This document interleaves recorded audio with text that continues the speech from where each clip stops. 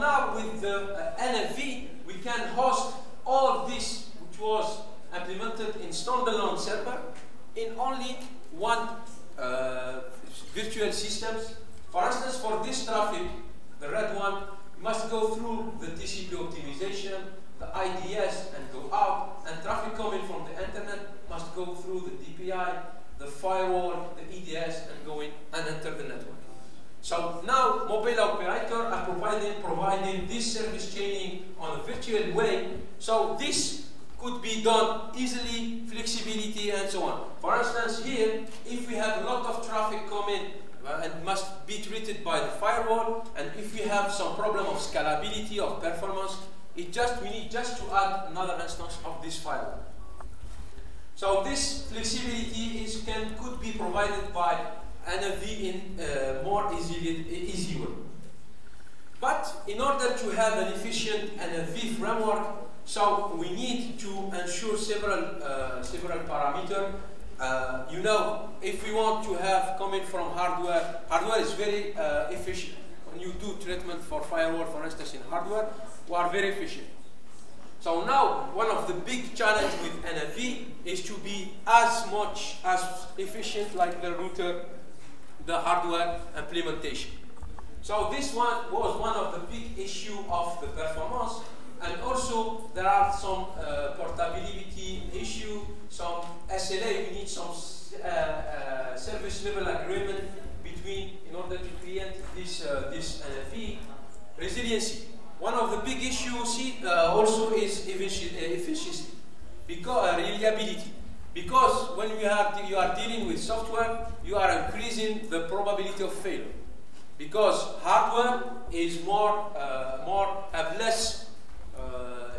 he's more efficient and more robust than using hardware with software. Because when the probability of failure increases, due to the fact when we develop software, sometimes there is bugs on this software. So the system have some problem of reliability, which need to be resiliency and reliability in order to reduce the failure rate of this NFV instance by report to the hardware version. So also other information that requirement which must be implemented. Here's some insight about the data plane performance. Because as I said, if we are dealing with the software implementation, we need to be as performant as the hardware.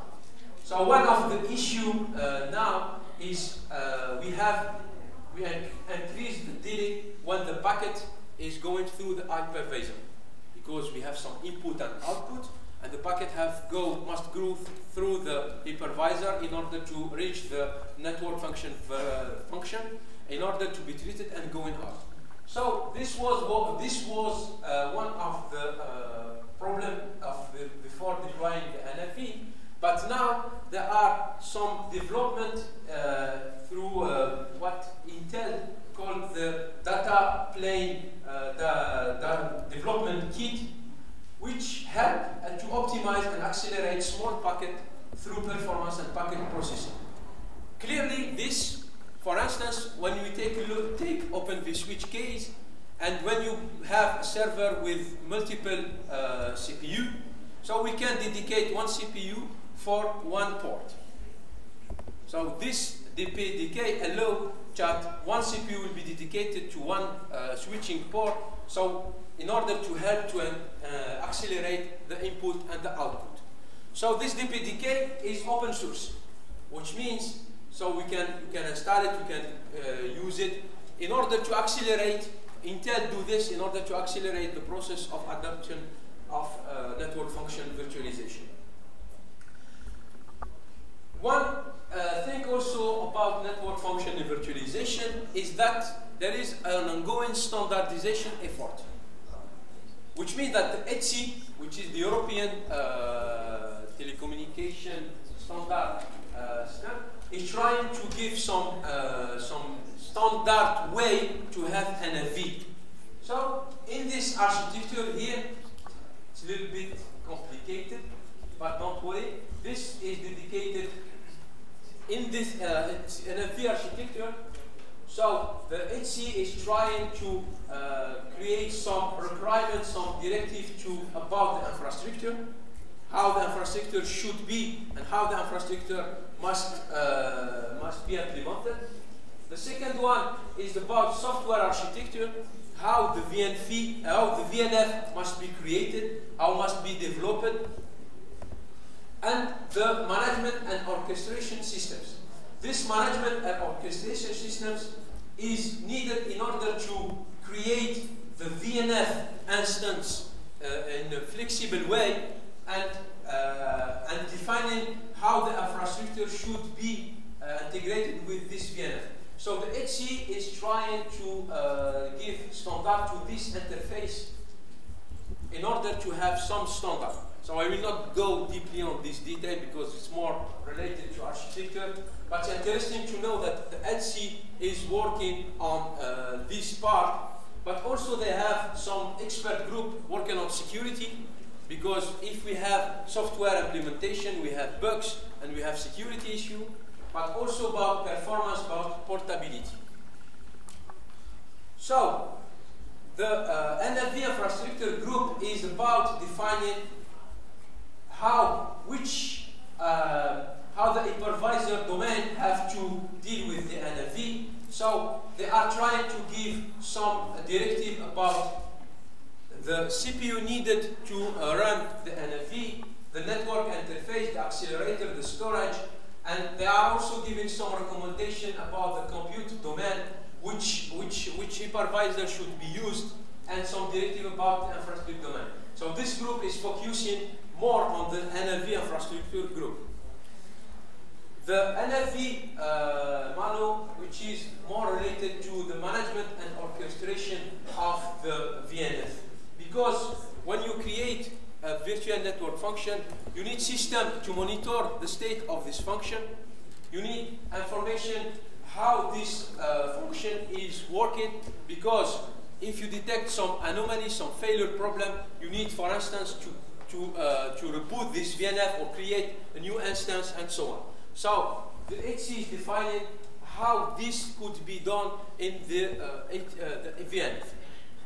Also, another point which is currently studied in the HC is how a function could be divided, how the function could be split in order to create a service.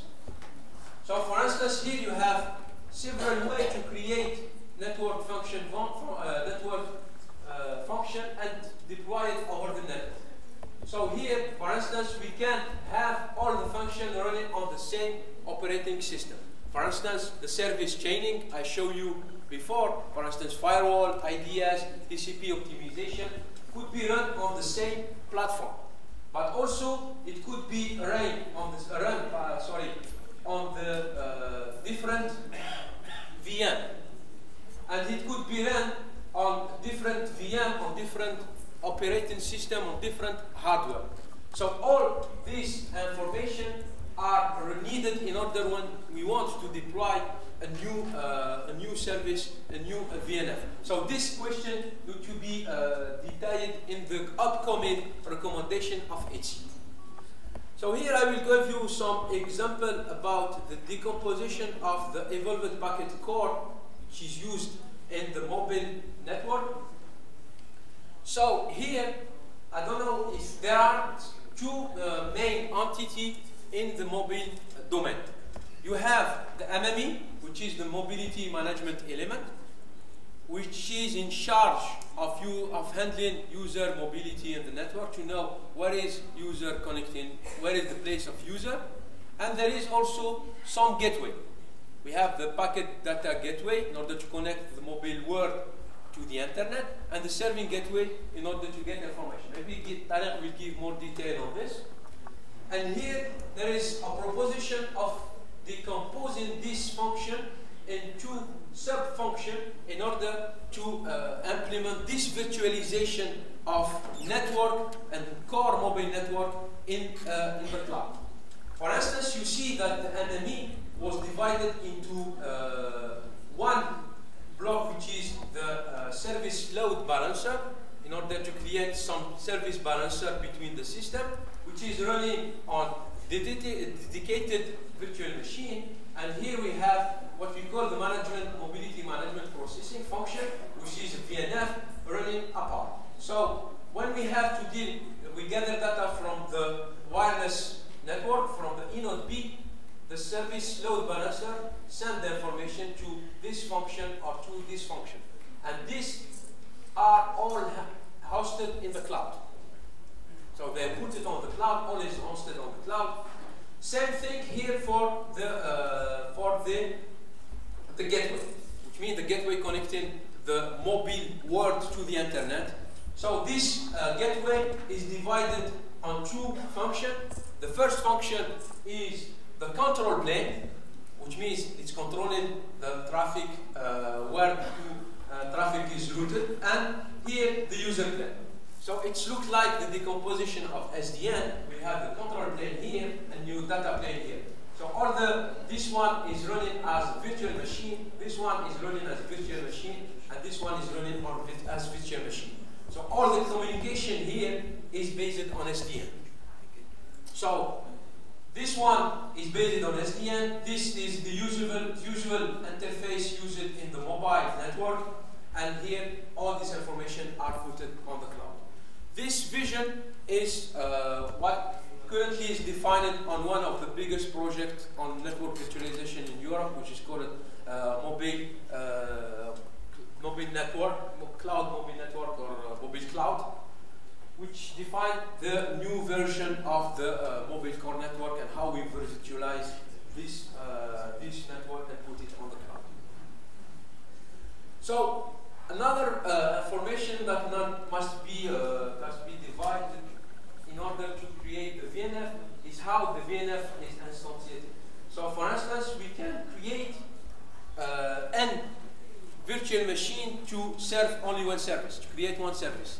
This allows to create a high reliability, which means if one virtual machine is down, another one takes over. Or we can do a load balancing. Of course, there is a solution 1-1, which means that one service is hosted in one VNF. So all this information is proposed in the HC. So currently there are a lot of NFV use cases. So we have now the service like NFV as a service, which looks like as infrastructure as a service. So you see, for instance, we can have a core mobile network as a service. So imagine you can ask to create this virtual machine and create this mobile network. We can have the service chain as a service in order to create this service chain in order to be treated by the firewall, by the BDS, and so on. And also there are a lot of use case defined for this NFV. But now the HC is just defining the architecture and the interface in order to create this NFV.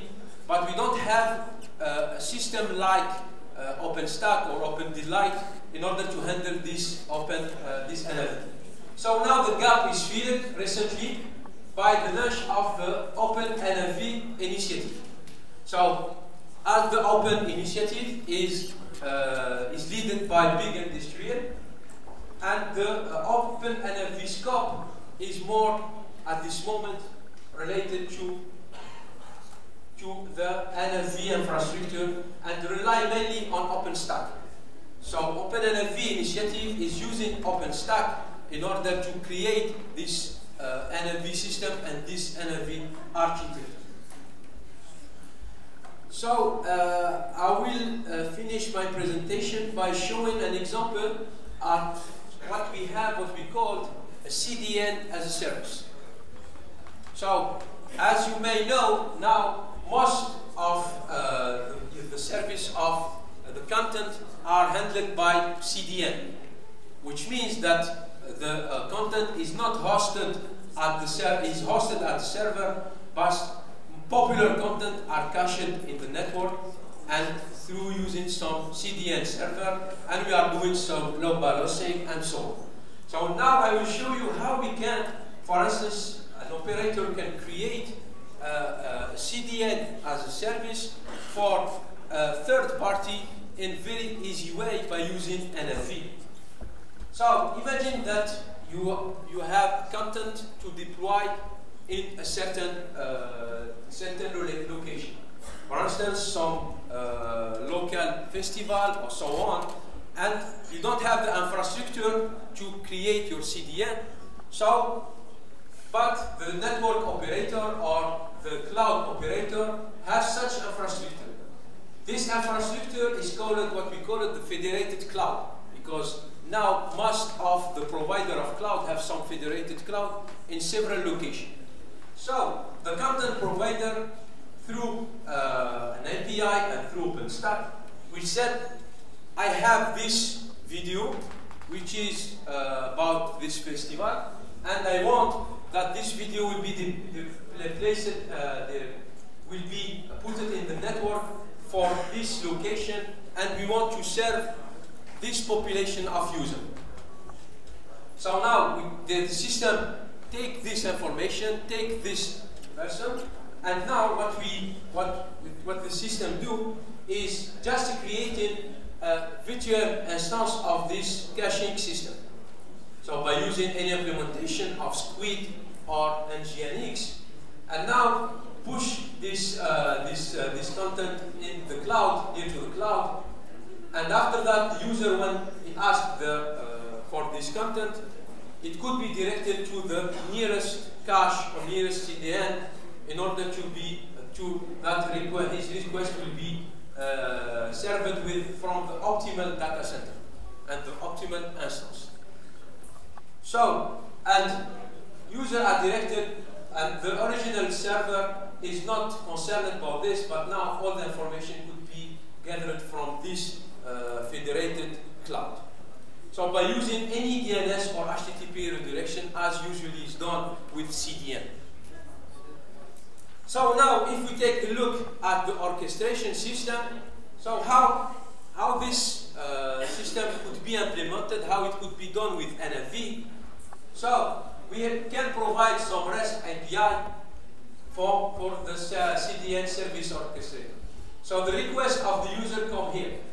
So this service orchestrator will ask the NFV orchestration systems, like defined by the EC, to deploy a new service. Imagine that you have a video, as I said, to deploy in certain location, and in order to serve a certain number of users. So you see clearly that there is some optimization algorithm needed behind. So the network orchestration take this requirement and send it to what we call the CDN as a service, which contains the descriptor of the software image, which means that the software including Squid or so on. And also the CDN as a service could implement some optimization algorithm in order to where plus to do the VM placement according to, for instance, improving the user quality of service, reducing the energy consumption, in order to address several objectives. So we have some optimization problem to do here, and after that we deploy the SIG, what we call the graph. You know, the graph I showed you before, in order to interconnect this VNF and give this information to the virtual infrastructure manager like OpenStack, which we will traduce all this information into VM, into machine. This VM as we have the image, software image in the system, and the placement of this VM in the several data center, the interconnection by using Open vSwitch, the virtual tunnel between this Open vSwitch, and using SDN, and after that, all is placed in the network. And they said here the service instance graph would be the VNF placement in the network, and this gives you an overview of how now we can use NFV, and we can use the cloud, and we can use the SDN in order to propose a new service like CDN as a service or whatever another service in the network. So I think